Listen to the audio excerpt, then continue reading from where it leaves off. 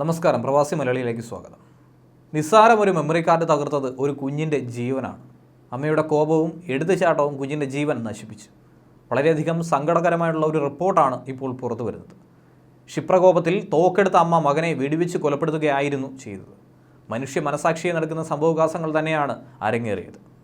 അത് ഇങ്ങനെയാണ്. ശനിയാഴ്ച സൗത്ത് ഷിക്കാഗോയിലെ വീട്ടിലാണ് ഈ ഒരു സംഭവം നടന്നത്. വീട്ടിൽ സൂക്ഷിച്ചിരുന്ന മെമ്മറി കാർഡ് കാണാതെ പോയപ്പോൾ അമ്മ ദേഷ്യം തീർത്തത് 12 വയസ്സുകാരനായ മകനോടാണ്. ഞാൻ കണ്ടിട്ടില്ല, എടുത്തിട്ടില്ല എന്ന് മകൻ അമ്മയോട് ആണയിട്ട് പറഞ്ഞു. എന്നാൽ അമ്മ സിൽവർ റിവോൾവർ എടുത്ത് കുട്ടിയുടെ തലയ്ക്ക് നേരെ വെടിയുണ്ടകൾ ഉതിർക്കുകയായിരുന്നു. തലയിലും ശരീരത്തിലും വെടിയേറ്റ കുട്ടി സംഭവ സ്ഥലത്ത് വെച്ച് തന്നെ മരണപ്പെട്ടു. കാതൻ ഇൻഗ്രാം എന്നാണ് ഈ ഒരു പയ്യൻ്റെ പേര്.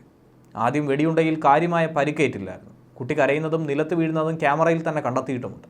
അതിനുശേഷം ഫോണിൽ ആരുമായോ അമ്മ സംസാരിച്ചു. തിരിച്ചു വന്ന കുട്ടിയോട് വീണ്ടും ഡീറ്റെയിൽ കാർഡിനെ കുറിച്ച് ചോദിക്കുകയായിരുന്നു. കുട്ടി മാതാവിനോട് ഞാനത് കണ്ടില്ല എന്ന് പറയുന്നു. എന്നാൽ അവർ വീണ്ടും കുട്ടിയുടെ തലയ്ക്ക് നേരെ യാതൊരുവിധ ദാക്ഷിണ്യവുമില്ലാതെ വെടിവെക്കുകയായിരുന്നു. തുടർന്ന് മാതാവ് ബന്ധുക്കളെ വിളിച്ച് ഞാൻ മകനെ കൊന്നെന്ന് പറയുകയായിരുന്നു. പോലീസുമായി ബന്ധുക്കൾ സ്ഥലത്തെത്തി കുട്ടിയുടെ വെടിയേറ്റ മൃതദേഹം കണ്ടെത്തി. മാതാവ് പോലീസിനോട് കുറ്റസമ്മതം നടത്തുകയും ചെയ്തു.